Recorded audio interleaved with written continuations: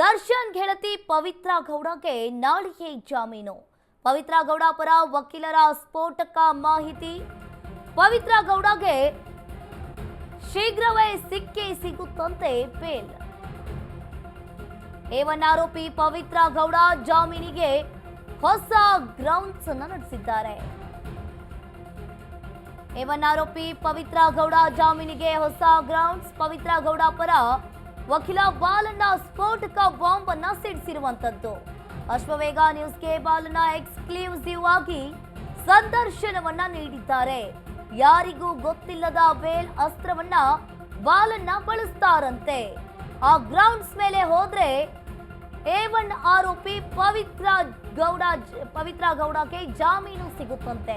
ಇದೊಂದು ಆಧಾರದ ಮೇಲೆ ಪವಿತ್ರ ಗೌಡಗೆ ಜಾಮೀನು ಫಿಕ್ಸ್. ಅಶ್ವವೇಗ ನ್ಯೂಸ್ಗೆ ವಕೀಲರಾದಂತಹ ಬಾಲಣ್ಣ ಸ್ಫೋಟಕವಾದ ಹೇಳಿಕೆಯನ್ನ ನೀಡಿದ್ದಾರೆ. ಹಾಗಾದ್ರೆ ದರ್ಶನ್ ಗೆಳತಿ ಪವಿತ್ರ ಗೌಡಗೆ ನಾಳೆಗೆ ಸಿಗುತ್ತಾ bale?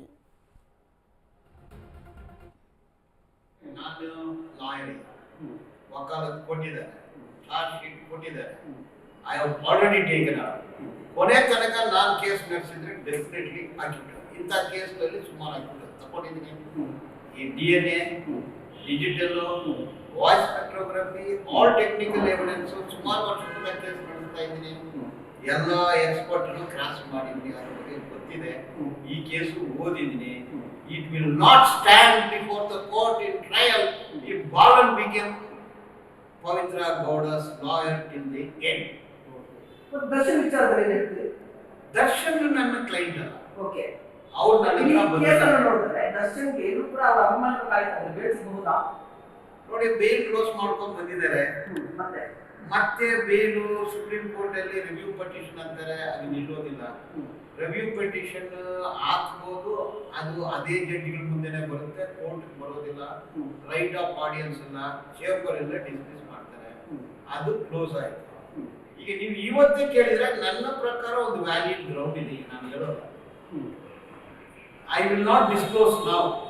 I am going to file a bail petition on 23rd for Pavitra Gowda, not the grounds already urged.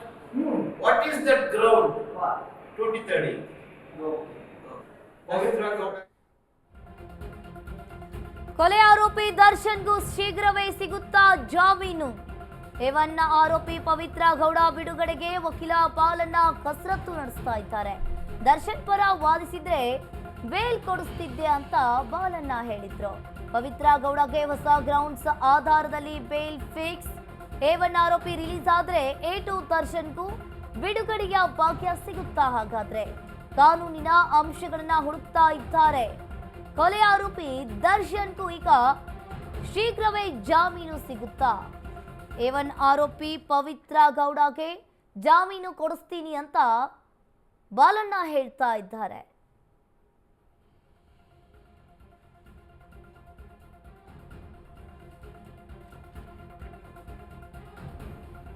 ಒಂದ್ ರೀತಿಯಾಗಿ ಪವಿತ್ರ ಗೌಡ ಪರ ವಕೀಲರು ಸ್ಫೋಟಕವಾದ ಮಾಹಿತಿಯನ್ನ ನೀಡಿರುವಂತದ್ದು.